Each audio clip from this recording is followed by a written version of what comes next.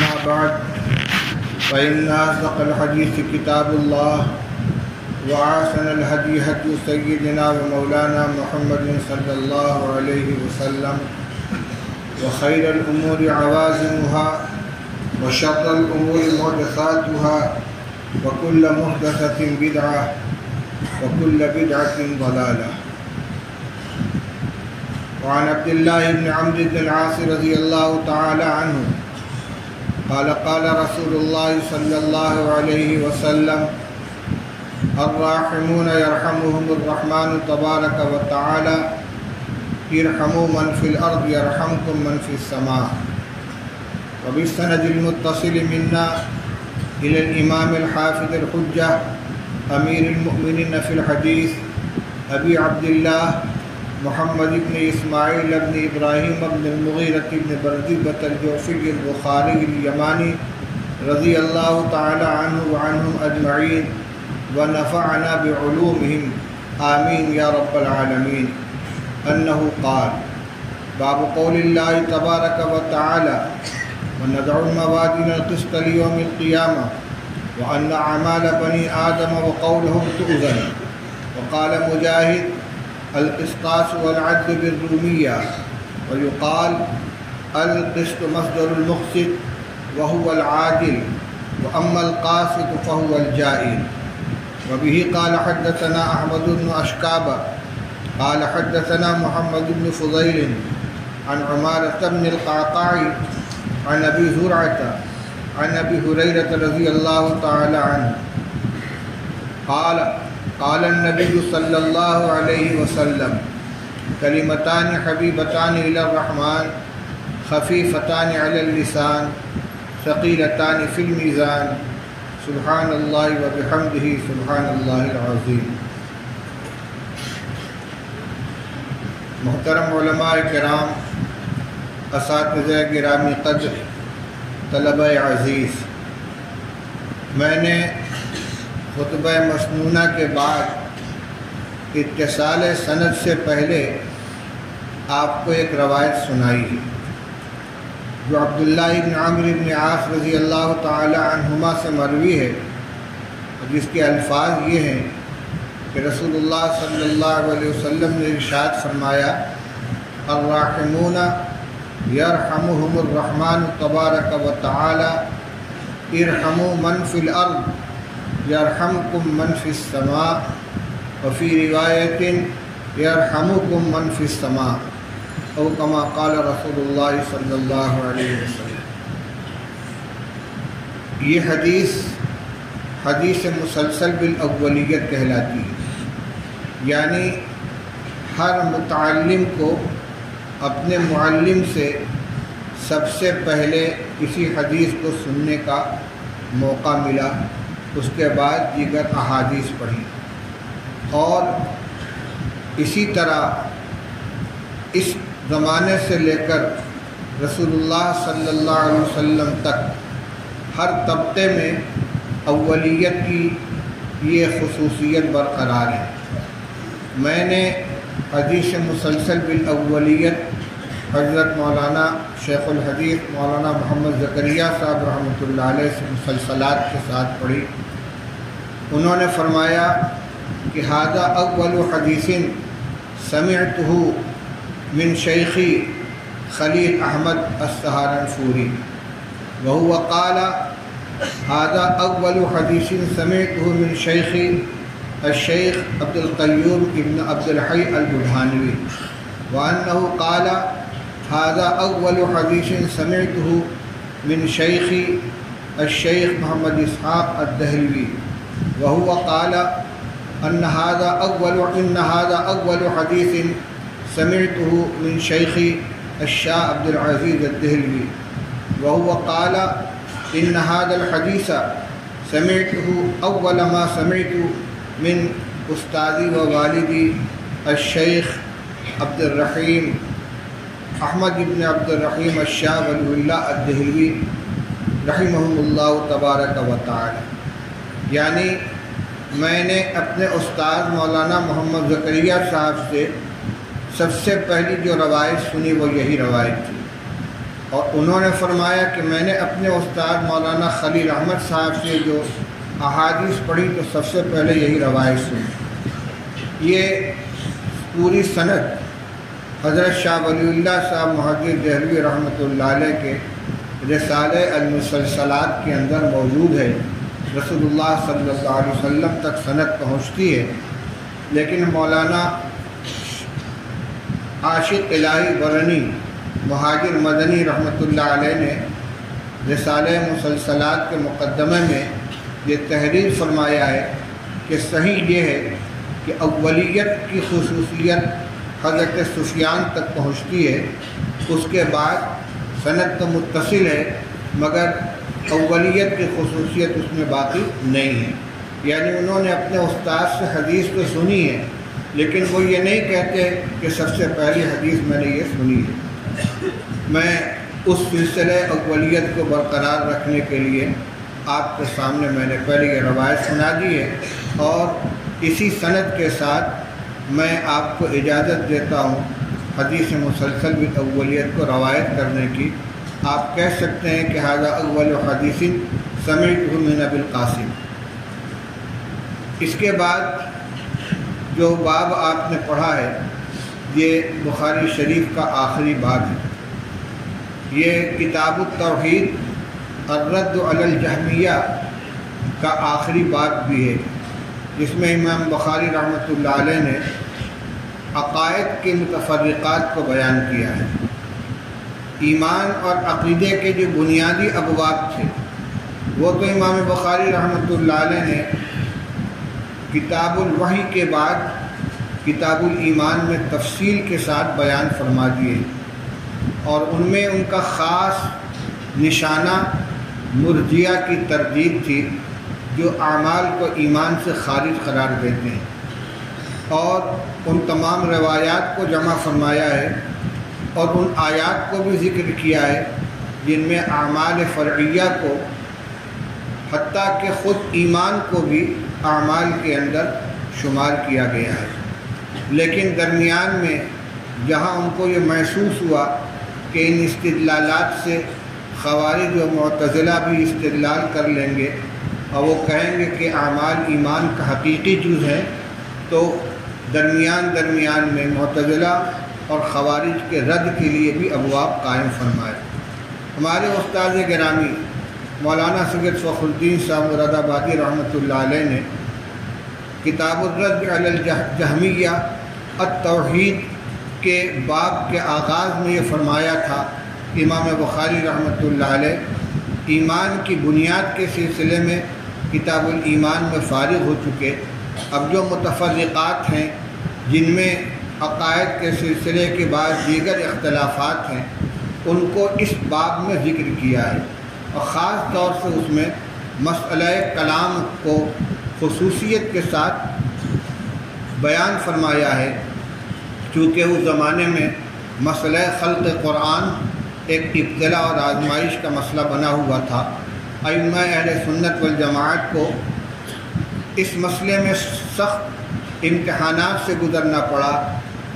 امام اہل سنت امام احمد بن حنبل رحمۃ اللہ علیہ کو سخت اذیتوں کا سامنا کرنا پڑا۔ معتزلہ کا حکومت کے اوپر غلبہ تھا اور وہ قائل تھے کہ القرآن مخلوق، اور اہل سنت والجماعت کا یہ عقیدہ ہے کہ القرآن کلام اللہ غیر مخلوق۔ امام بخاری رحمۃ اللہ علیہ نے اس مسئلے کو کہ قرآن اللہ کی صفت ہے، اللہ کا کلام ہے، اللہ کی مخلوق نہیں ہے، آخر کے بہت تفصیلی ابواب کے ذریعے سے ان کو بیان فرمایا ہے۔ یہ آخری باب دو حیثیت سے ہمارے سامنے ہے۔ ایک تو جزئی مسئلہ ہے جو عنوان بنایا ہے وَنَضَعُ الْمَوَازِينَ الْقِسْطَ لِيَوْمِ الْقِيَامَةِ، کیونکہ معتزلہ وزن اعمال کے منکر ہیں۔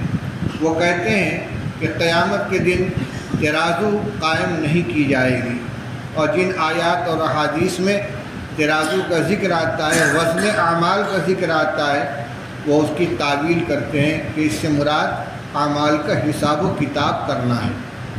حقیقی طور پر وزن کرنا مراد نہیں ہے۔ امام بخاری رحمۃ اللہ علیہ نے یہ باب قائم کر کے اس میں ایک آیت اور ایک حدیث دونوں ذکر کر کے حجت تمام کر دی کہ قرآن میں جب نضع الموازین القسط کی آیت موجود ہے، اللہ تعالیٰ فرماتے ہیں کہ ہم قیامت کے دن انصاف کرنے کے لیے میزان قائم کریں گے، اور رسول اللہ صلی اللہ علیہ وسلم نے 2 کلموں کے بارے میں فرمایا کہ یہ میزان میں وزنی ہوں گے، ان دونوں سے اعمال اور اقوال کا وزن کیا جانا صراحتاً ثابت ہوتا ہے۔ پھر کیوں ان کے حقیقی معنی کو چھوڑ کر مجازی معنی پر محمول کیا جائے؟ لہذا اہل سنت والجماعت کا یہ عقیدہ کہ وزن اعمال حقیقی معنی میں ہوگا، اعمال کیسے وزن کیے جائیں گے یہ مسئلہ ہمارا نہیں، یہ اللہ کا مسئلہ ہے، وہ اس کو حل فرمائیں گے۔ جواہر کی شکل میں تولیں گے، اعراض کی شکل میں تولیں گے، اعمال کو کوئی شکل دے دی جائے گی یا نامہ اعمال تولے جائیں گے، یہ الگ الگ جوابات دیے گئے ہیں، لیکن اتنا ضرور ہے کہ اعمال کا اور اقوال کا وزن کیا جائے گا۔ ایک تو اس باب کا مقصد یہ ہے، دوسرا ایک مقصد ذرا باریک ہے۔ امام بخاری رحمۃ اللہ علیہ نے مسئلہ کلام الہی کے ذیل میں ایک اصولی بحث چھیڑی ہے کہ قرآن کے کلام کے 2 محمل ہیں، 2 مصداق ہیں، ایک کلام نفسی اور ایک کلام لفظی۔ کلام نفسی وہ ہے جو اللہ کی صفت ہے، اللہ کی ذات کے ساتھ قائم ہے، اور کلام لفظی وہ ہے جو اللہ کے اس کلام پر دلالت کرنے والے الفاظ ہیں، جن کو ہم اپنی زبان سے ادا کرتے ہیں، جن کو ہم مصاحف کے اندر لکھتے ہیں، جن کو ہم آنکھوں سے دیکھتے ہیں، جو مقروء ہیں، متلو ہیں، مسموع ہیں، مکتوب اور منقوش ہیں۔ فرماتے ہیں کہ جب ہم یہ کہتے ہیں کہ قرآن صفت الہی ہے، اللہ کی صفت ہے، اللہ کا کلام ہے، تو اس سے مراد وہ کلام ہوتا ہے جو کلام نفسی ہے، جیسے اللہ کی قدرت اللہ کی ذات کے ساتھ قائم ہے، اللہ کا علم اس کی ذات کے ساتھ قائم ہے، اللہ کا سمع اور بصر اس کی ذات کے ساتھ قائم ہے، اسی طرح کلام بھی اس کی ذات کے ساتھ قائم ہے۔ اللہ کی دیگر صفات سمع، بصر، علم، قدرت، ارادہ، مشیت، جس طرح یہ صفات مخلوق نہیں ہے، اسی طرح صفت کلام بھی مخلوق نہیں ہے۔ پھر امام بخاری رحمۃ اللہ علیہ نے کلام نفسی اور کلام لفظی کے درمیان فرق بیان کرنے کے لیے متعدد ابواب قائم فرمائے ہیں۔ اسی سلسلے کا یہ آخری باب ہے۔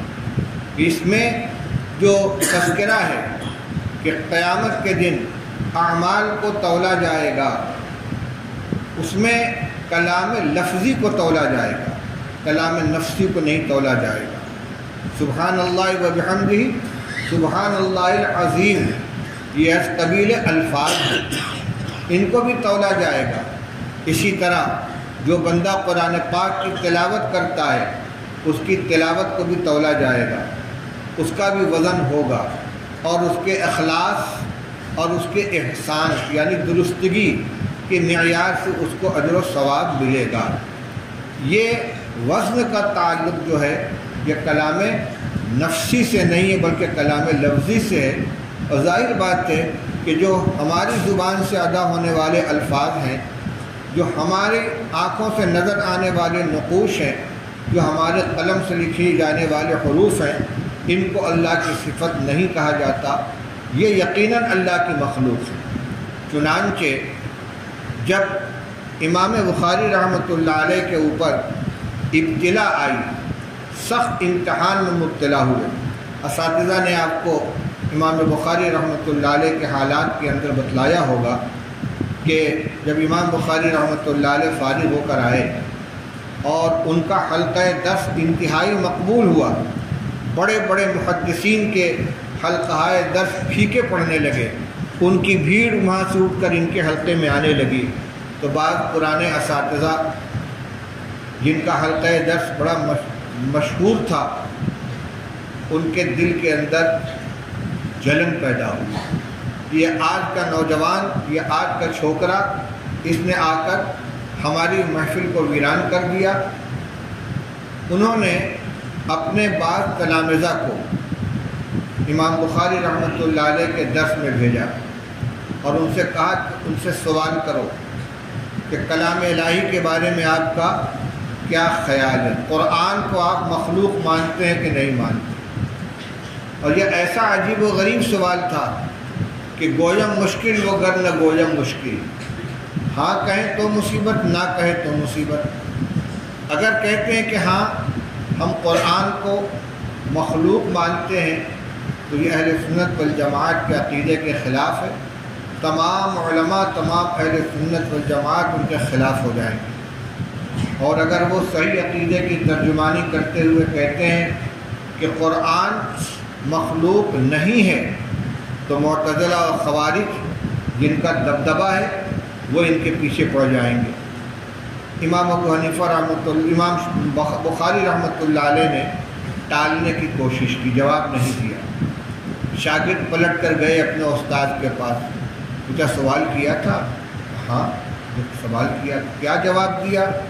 کہنے لگے کوئی جواب نہیں دیا۔ فرمایا چھوڑو مت، اصرار کرو کہ آپ کو جواب دیجئے۔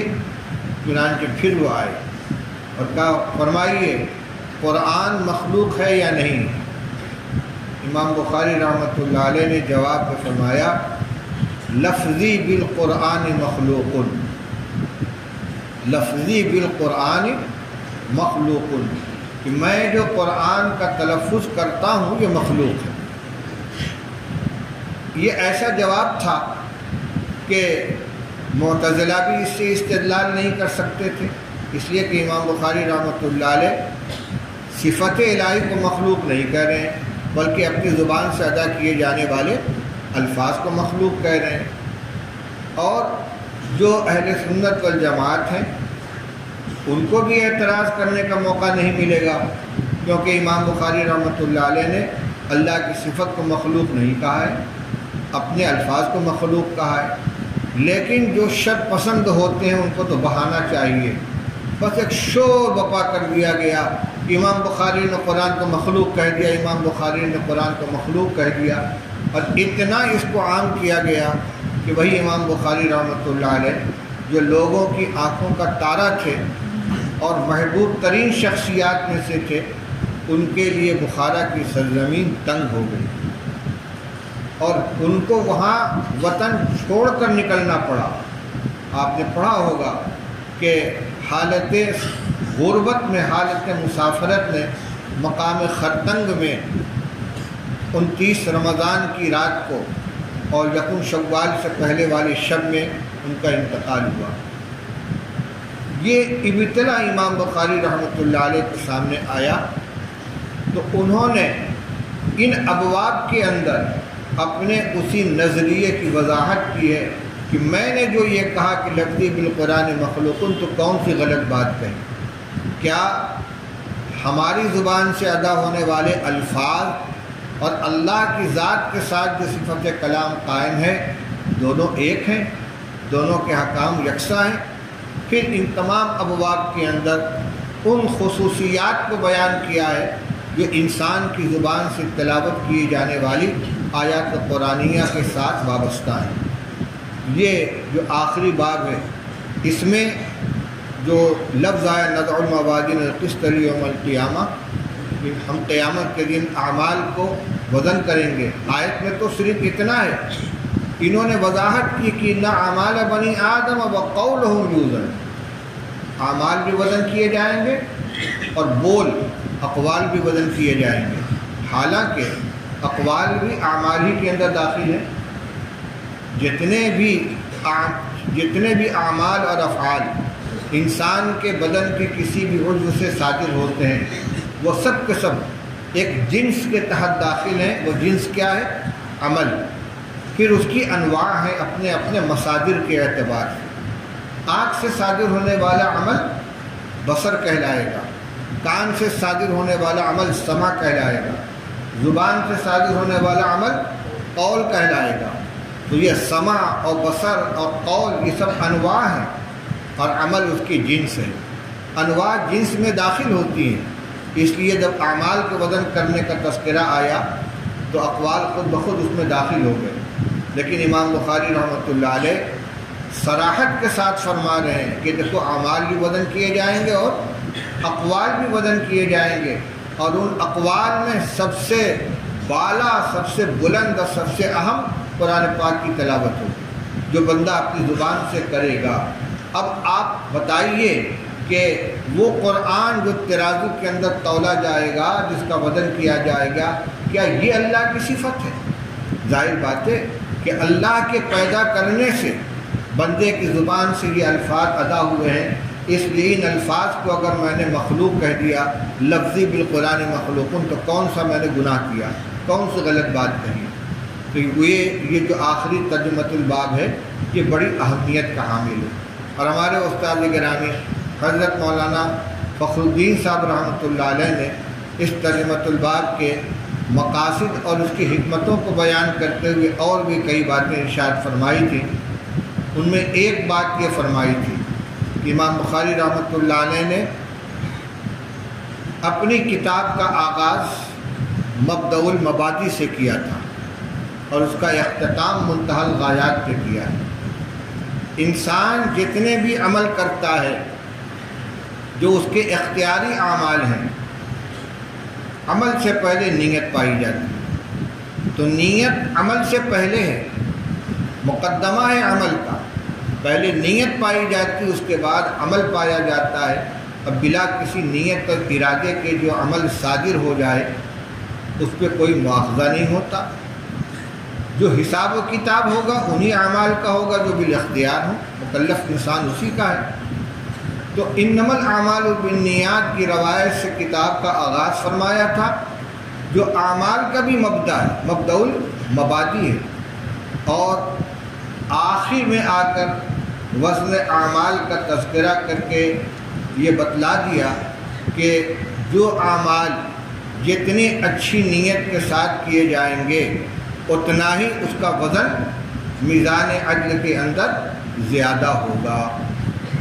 پہلی روایت کو آخری روایت سے جوڑ دیا، اور درمیان میں پوری کتاب میں پیغمبر علیہ الصلاۃ والسلام کی سنتوں کو، آپ کے احکام کو، ہدایات کو، اوامر و نواہی کو، حلال و حرام کو، اخلاق اور عادات کو، سب کو بیان کیا، یہ بتانے کے لیے کہ نیت درست کرو اور ان روایات کی روشنی میں اپنے اعمال کو صحیح طریقے پر انجام دو، تاکہ جب قیامت میں ترازو کے یہ اعمال رکھے جائیں تو حسن نیت اور احسان یعنی اعمال کے صحیح ہونے کے نتیجے میں میزان عمل میں تمہارے اعمال کا وزن اچھا ظاہر ہو، تم کو کامیابی ملے۔ اس طرح ابتدا سے لے کر انتہا تک روایات کے اندر ایک ترتیب قائم ہو گئی۔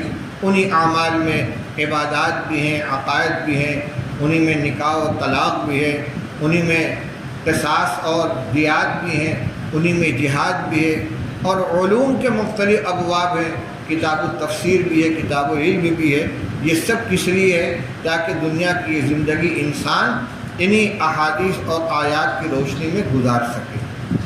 ایک اور حکمت بیان فرمائی کہ یہ حدیث طالب علم سب سے آخر میں پڑھتا ہے اور یہاں آ کر اس کی تعلیم کی ایک طرح تکمیل ہو جاتی ہے۔ امام بخاری رحمۃ اللہ علیہ اشارہ فرما رہے ہیں کہ دیکھو جب تم میدان عمل میں قدم رکھو گے تو تمہارے سامنے روزانہ نئے نظریات آئیں گے، نئے اجتہادات آئیں گے، نئی عزم پیدا ہوگی، تمہارے واسطے آزمائش کھڑی ہو جائے گی، ہم کس کو صحیح سمجھے کس کو غلط سمجھے۔ امام بخاری رحمۃ اللہ علیہ نے حدیث میزان کو آخر میں ذکر کر کے اشارہ کر دیا کہ میں نے تمہارے ہاتھ میں پیغمبر علیہ الصلاۃ والسلام کی مستند ترین احادیث کا ایک منتخب مجموعہ دے دیا ہے۔ یہ ایک ترازو ہے، یہ ایک میزان ہے، تمہارے سامنے جو کوئی فکر آئے، کوئی نظریہ آئے، کوئی عمل آئے تو اس ترازو کو اس کو تولنا، سنت کی ترازو کو اس کو تولنا، ان روایات کے ذریعے جو علم تمہارے پاس پہنچا ہے اس ترازو کو تول کر دیکھنا، جو اس کے مطابق اترے اس کو کھرا سمجھنا اور جو اس معیار پر نہ اترے اس کو کھوٹا سمجھنا۔ گویا یہ ترجمۃ الباب اپنے ذیل میں بڑی حکمتیں رکھتا ہے اور بہت سی مصلحتیں رکھتا ہے۔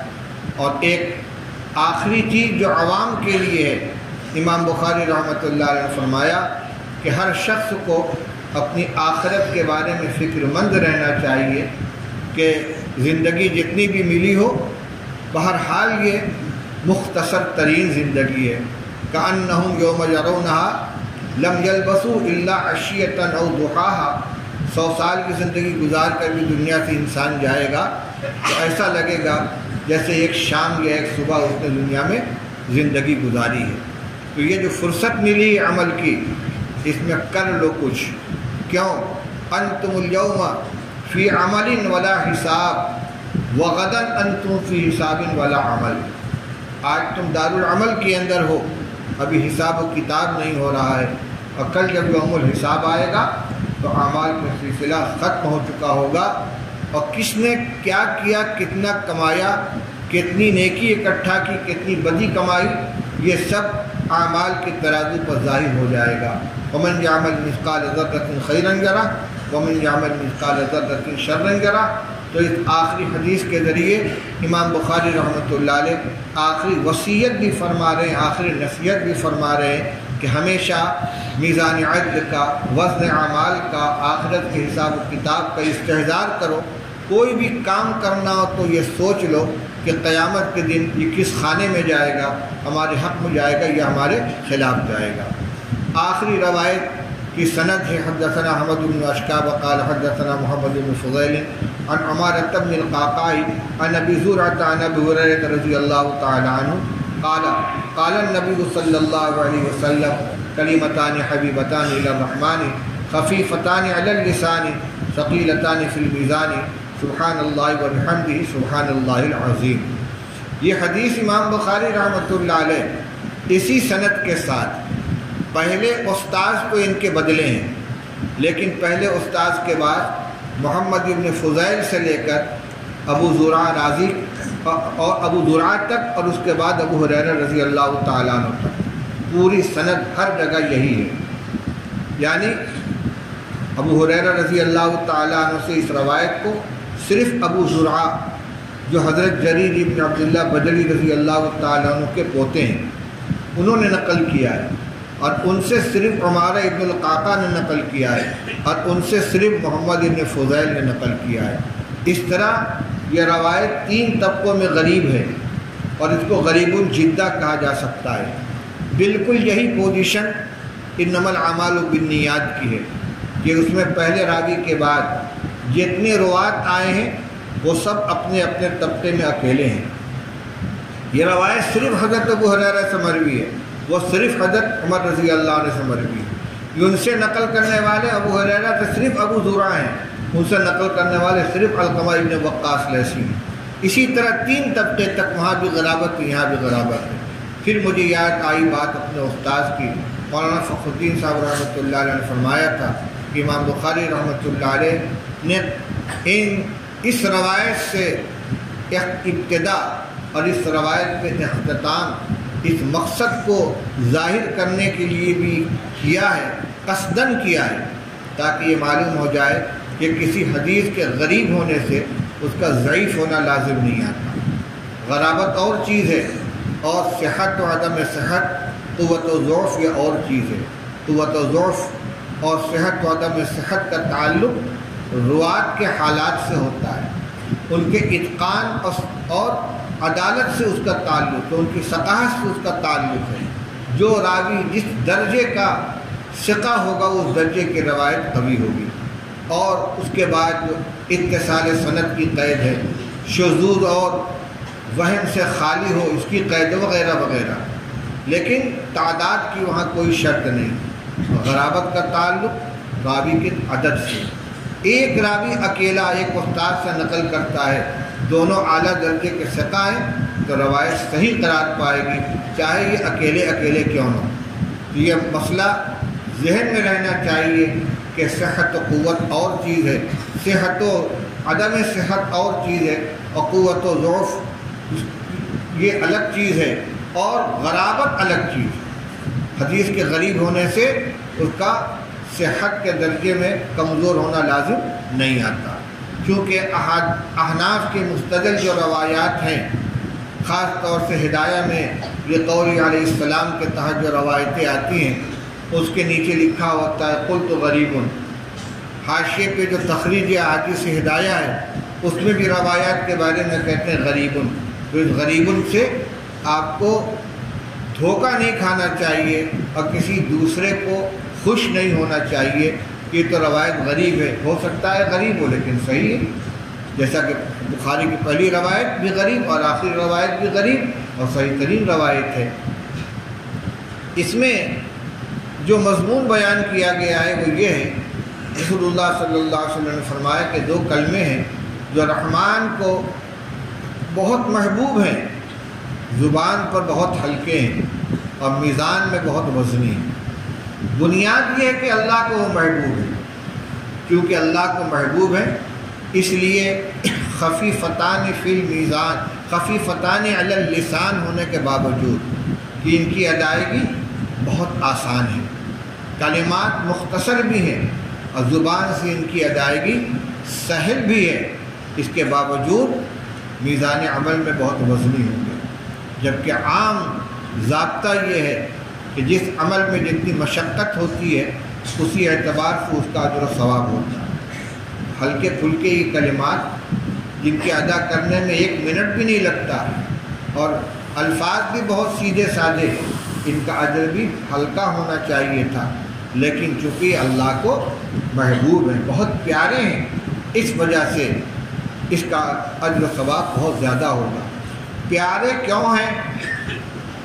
اس لیے کہ رسول اللہ صلی اللہ علیہ وسلم نے فرمایا، لیکن اس کی اگر حکمت تلاش کی جائے تو حکمت بھی موجود ہے۔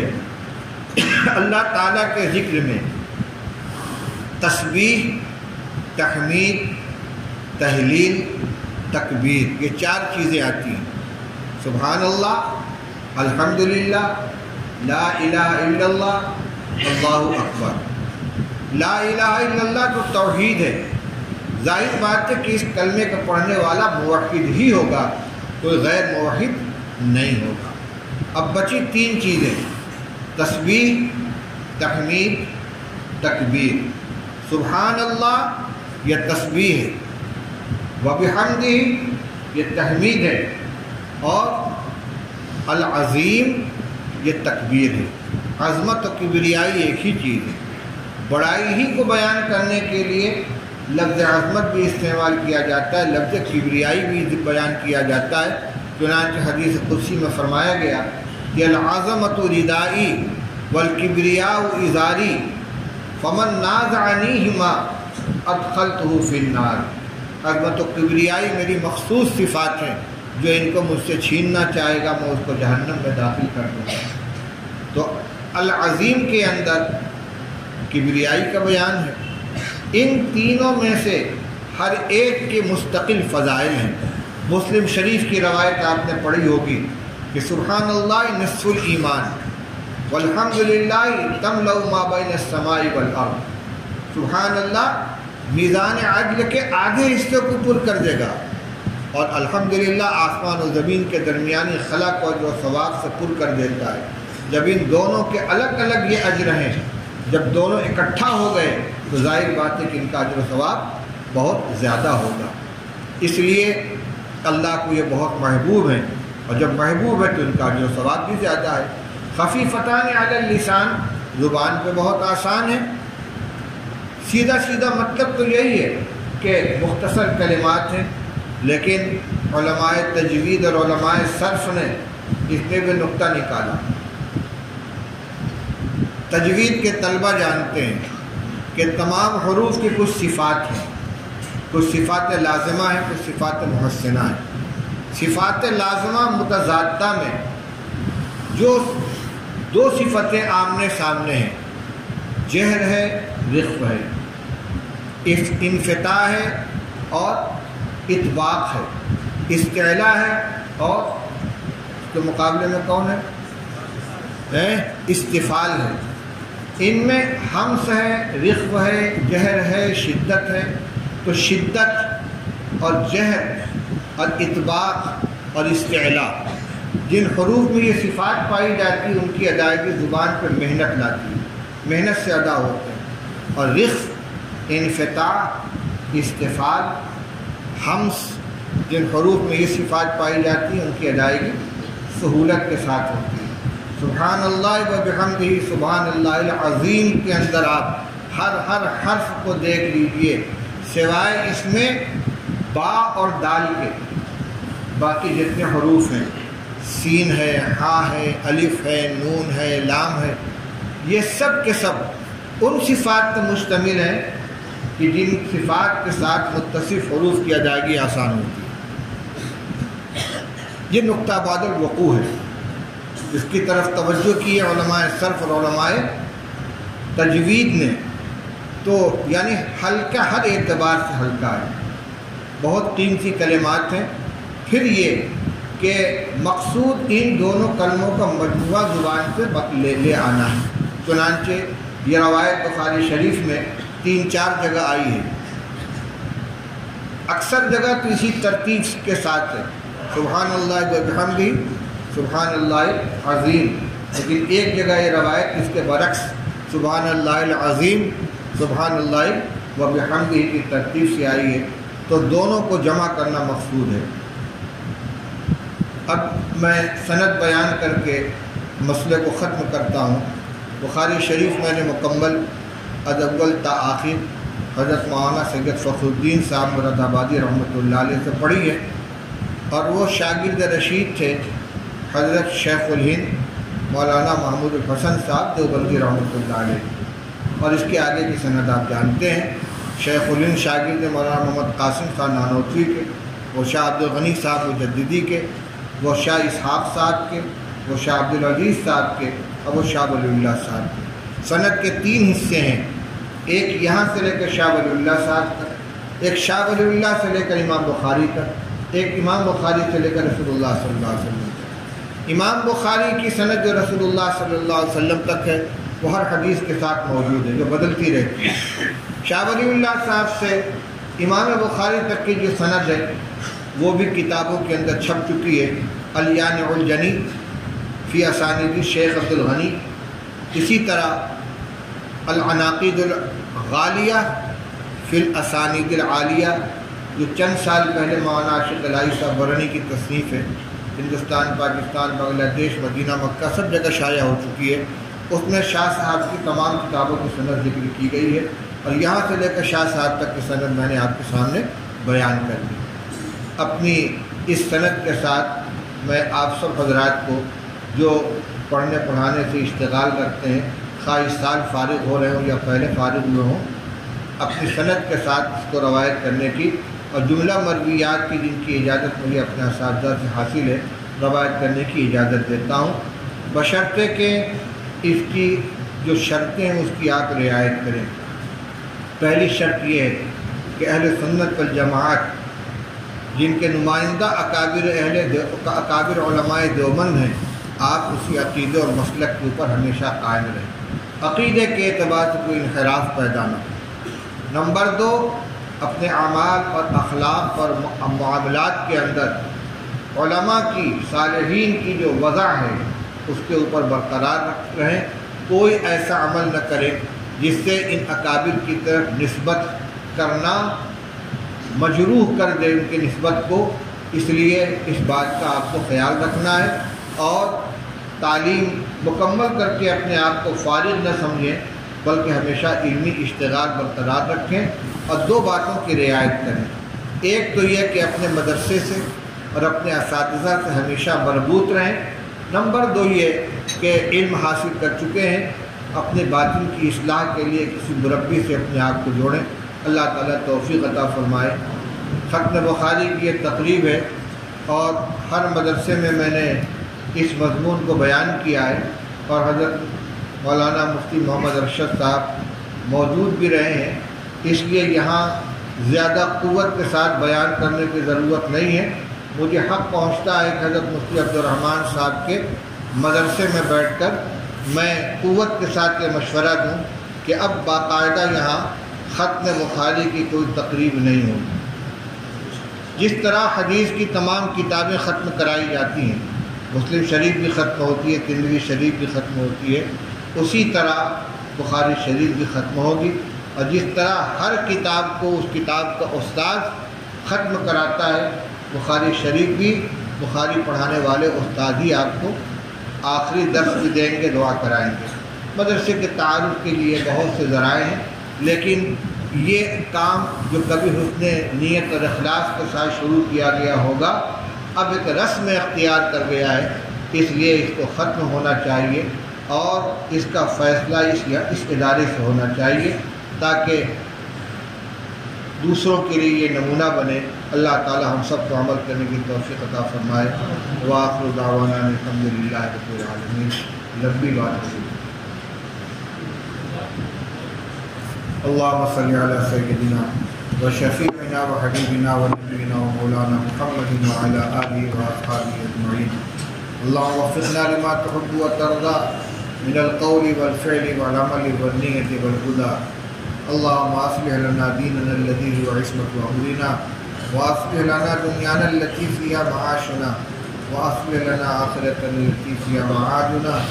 اللهم ان قلوبنا ونواسينا وجوارحنا بيدك لم تملكنا منها شيئا، فإذا فعلت ذلك بنا فكن انت ولينا واهدنا الى سواء السبيل۔ اے اللہ ہم سب کے گناہوں کو معاف فرما دے، ہماری تمام سیئات سے درگزر فرما دے، ہمارے ساتھ کرم کا، رحم کا، مغفرت کا معاملہ فرما۔ اے اللہ ہمارے عیوب کی پردہ پوشی فرما۔ اے اللہ مخلوق کے سامنے ہمیں رسوا نہ فرما، اور محشر کے میدان میں بھی رسوائی سے ہماری حفاظت فرما۔ اے اللہ حضرت نبی کریم صلی اللہ علیہ وسلم کی ان احادیث مقدسہ کے نہ پڑھنے کا حق ادا ہو سکتا ہے، نہ پڑھانے کا حق ادا ہو سکتا ہے۔ اے اللہ اس کے پڑھنے پڑھانے میں جو کوتاہیاں ہوں گی ان کو معاف فرما دے۔ اے اللہ امام بخاری رحمۃ اللہ علیہ اور تمام محدثین کو جنہوں نے ہمارے لیے یقین کی ذخیرہ مرتب فرمایا ہے، ان کو بہترین بدلہ عطا فرما، ان کے لیے صدقہ جاریہ بنا۔ یا اللہ ہمارے تمام اساتذہ اور تمام اکابر جن کے علوم اور جن کے فیوض سے ہم متمتع ہو رہے ہیں، اے اللہ جو زندہ ہیں ان کو عمروں میں برکت عطا فرما، جو دنیا سے جا چکے ان کی قبروں کو نور سے بھر دے، ان کے ساتھ فضل و کرم کا معاملہ فرما۔ اے اللہ جن طلبہ نے آج تکمیل کی ہے، اے اللہ ان کے علم میں برکت عطا فرما، ان کو دین کی خدمت کے لیے قبول فرما لے، نفس اور شیطان کے فندے سے ان کی حفاظت فرما، غوایت اور غباوت سے ان کی حفاظت فرما۔ اے اللہ ہر فتنے سے حفاظت فرما۔ اے اللہ ان کے دنیا کا تو کفیل بن جا، ان کو دین کی خدمت کے لیے فارغ فرما دے۔ اے اللہ اس ادارے کے بانی حضرت مفتی عبدالرحمن صاحب نور اللہ مرقدہ کو اعلیٰ علیین میں جگہ عطا فرما۔ آج ان کا خلا محسوس ہو رہا ہے، لیکن ان کی سرپرستی جو ان کے صاحبزادوں کے ذریعے سامنے آ رہی ہے قابل اطمینان ہے۔ کہ اللہ اس کو حضرت مفتی صاحب کے لیے صدقہ جاریہ بنا، ان کے صاحبزادگان اور قائم مقامان کو پورے طور پر اسی راستے پر چلنے کی توفیق عطا فرما جو حضرت مفتی صاحب دکھلا کر گئے۔ کہ اللہ اس ادارے میں پڑھنے والے کسی بھی طالب کو محروم نہ فرما، علم نافع عطا فرما، عمل صالح کی توفیق نصیب فرما۔ اللہ ہم سب